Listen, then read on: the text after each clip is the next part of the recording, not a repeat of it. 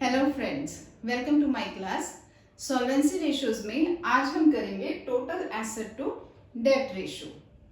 ठीक है, ये रेशियो बेसिकली निकाली जाती है ये पता करने के लिए कि डेट का कितना पोर्शन एसेट से कवर्ड है। ठीक, अब इसकी फॉर्मूला क्या रहेगा? इसका फॉर्मूला रहेगा total assets upon long term debt, या जिसे हम सिंपल डेट भी कह देते हैं। डेट मतलब लॉन्ग टर्म डेट्स।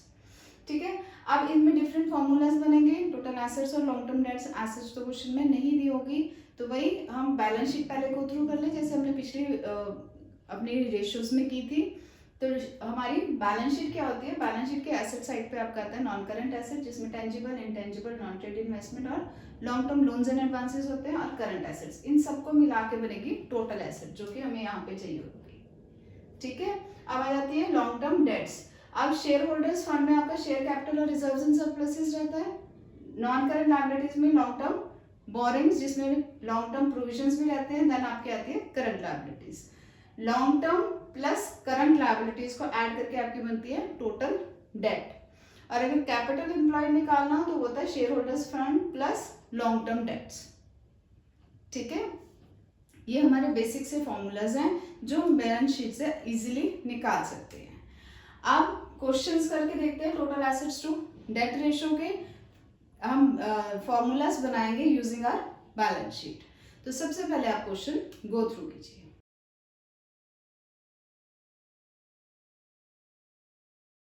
तो फर्स्ट क्वेश्चन में हमें capital employed, current liabilities, fixed assets, non current investments, trade receivables, equity share capital, debenture, capital reserve और P&L का debit balance, cash and cash equivalents दे रखे हैं। ठीक है, और हमें निकाली है total asset to debt ratio. ठीक है, अब हमारे फॉर्मूला क्या आएगा? Total assets upon debt. Total assets हम कैसे निकालते हैं? अगर हम यहाँ से देखें तो non current assets plus current assets. ठीक है, नॉन करंट एसेट्स में हमारी आएंगी fixed assets, that is 15 lakh,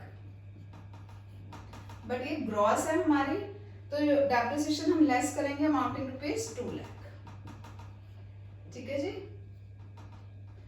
और क्या दे रखा है? नॉन करंट इन्वेस्टमेंट्स भी दे रखी है आपको। नॉन करंट इन्वेस्टमेंट्स आपकी 7 लाख की, तो प्लस कर दे हम 7 लाख। तो नॉन करंट एसेट कितनी बनी? 20 लाख। ठीक है, और करंट एसेट्स कितनी बनी आपकी? ट्रेड रिसीवेबल्स दे रखे हैं 2,50,000 की, और कैश एंड कैश इक्विवेलेंट्स इधर दे रखा है 1,50,000। ठीक है, तो टोटल करेंगे बनेगा 4 लाख। तो टोटल एसेट्स कितनी बनी हमारी? 20 lakh plus 4 lakh, that will amount to 24 lakh. ठीक है ये चीज। देन अब हमें दूसरी चीज क्या चाहिए? That is date. डेट के लिए हमें क्या क्या दे रखा है? हमें दे रखा है कैपिटल एम्प्लॉयड दे रखा है। कैपिटल एम्प्लॉयड मतलब ये सारा यहां तक लॉन्ग टर्म। और क्या दे रखा है? कैपिटल रिजर्व दे रखा है, reserves and surpluses, equity share capital दे रखी है। तो हम लॉन्ग टर्म डेट्स निकाल सकते हैं, ये चीज हमने निकालनी है। और ये चीज हमें दे रखी है, कैपिटल एम्प्लॉयड भी दे रखा है। ठीक है, तो कैपिटल एम्प्लॉयड का हमारा फॉर्मूला क्या है? Share holders fund plus long term liabilities. ठीक है, तो कैपिटल एम्प्लॉयड आपको दे रखा है 22,20,000 का, 22,20,000। शेयर होल्डर्स फंड में क्या क्या आएगा? शेयर होल्डर्स फंड में आपका आता है, यहाँ से ही हम देख लेते हैं। Share capital, share holder fund में क्या क्या आएगा? Share capital, equity share capital दे रखे हैं 10,50,000 की, प्लस और क्या है? Reserves and surpluses, capital reserve दे रखा है 2,40,000 का, और P&L का डेबिट बैलेंस दे रखा है 30,000 का। तो हम माइनस कर देंगे इसको 30,000 को, तो ये आएगा 12,90 में से 30 12,60,000।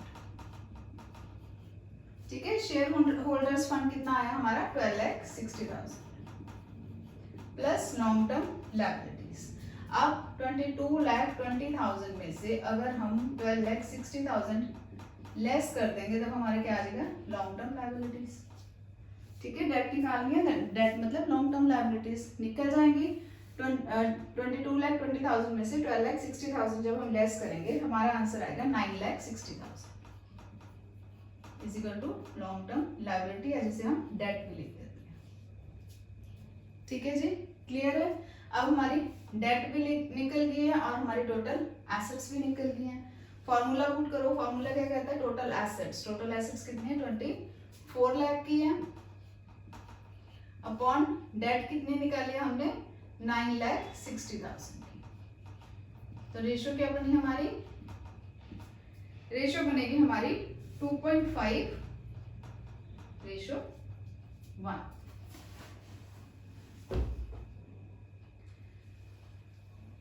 क्लियर है क्वेश्चन।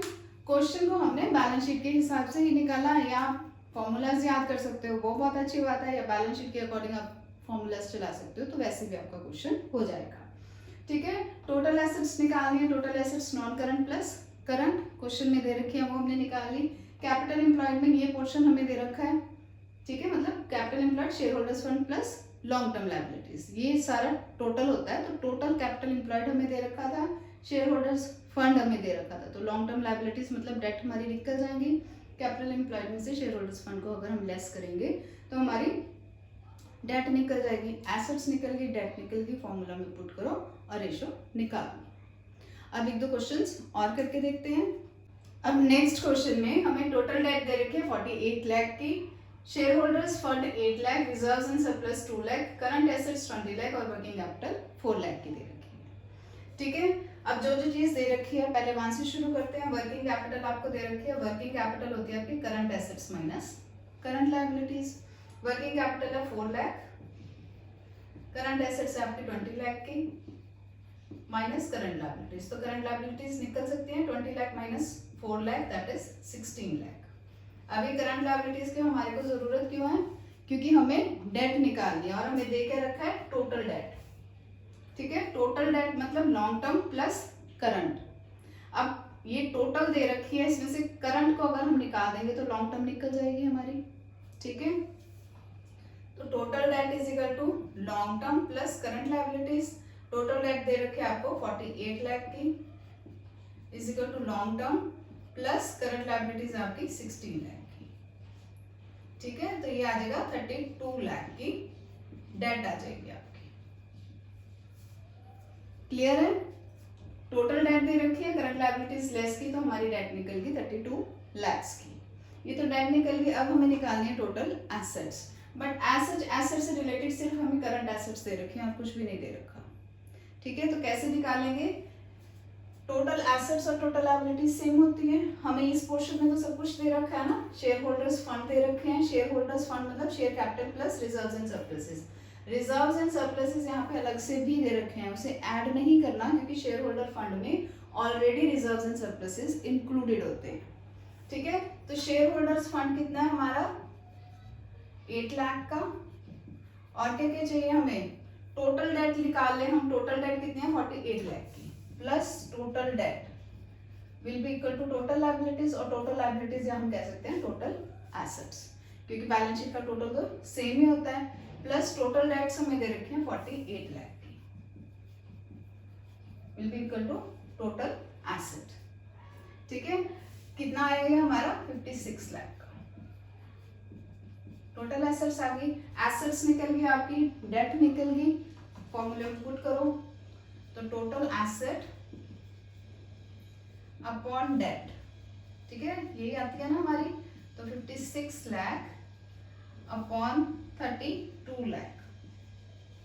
तो दैट अगर हम इसको कैलकुलेट करेंगे तो that will amount to 1.75 ratio 1। Clear है। अब इस क्वेश्चन में क्या था, हमें करंट वर्किंग कैपिटल दे रखी थी तो हमने करंट लायबिलिटीज निकाल ली, टोटल डेट्स हमें दे रखी थी उस हिसाब से हमने डेट निकाल ली। अब क्योंकि हमें एसेट साइड पे कुछ नहीं दे रखा था इसलिए हमने टोटल एसेट्स को डेट वाली साइड से, सॉरी लायबिलिटी वाली साइड से निकाला। तो total liabilities will be equal to total assets, total liabilities हमें शेयर होल्डर्स फंड दे रखा था और टोटल डेट दे रखी थी, दोनों को ऐड किया तो हमारी आ गई टोटल एसेट्स। फॉर्मूला में पुट किया, रेशियो हमारी निकल गई। एक और क्वेश्चन करके देखते हैं ताकि ये टॉपिक अच्छी तरीके से क्लियर हो जाए। नेक्स्ट क्वेश्चन में हमें शेयर होल्डर्स फंड दे रखे हैं 8 लाख के, टोटल डेट दे रखी है 18 लाख की, शॉर्ट टर्म बोरिंग्स 2 लाख की और अदर करंट लायबिलिटीज हमें दे रखी है 6 लाख की। ठीक है, और हमें निकालनी है total asset to debt ratio. ठीक है जी। डेट हमारी निकल जाएगी। टोटल डेट हमें दे रखी है, टोटल डेट मतलब long term debt plus short term borrowings. Total date हमें दे रखी है 18 लाख की प्लस शॉर्ट टर्म बोरिंग्स दे रखे हैं 2 लाख की। ठीक है, 18 में से 2 गए, 16 लाख की जो आएगी हमारी, दैट विल बी डेट। ठीक है, लॉन्ग टर्म डेट हमने निकाल ली, टोटल डेट में से शॉर्ट टर्म बोरिंग्स लेस कर देंगे तो हमारी डेट निकल जाएगी, दैट विल बी 16 लाख। अब हमें निकालनी है टोटल एसेट्स। टोटल एसेट्स का पोर्शन कुछ भी नहीं दे रखा तो हम लायबिलिटी साइड से निकाल लेंगे। क्या क्या आएगा, share holders fund that is 8 lakh plus हम करेंगे टोटल डेट। टोटल डेट हमें दे रखी है 18 लाख की। ठीक है, plus other current liabilities that will be 6 lakh.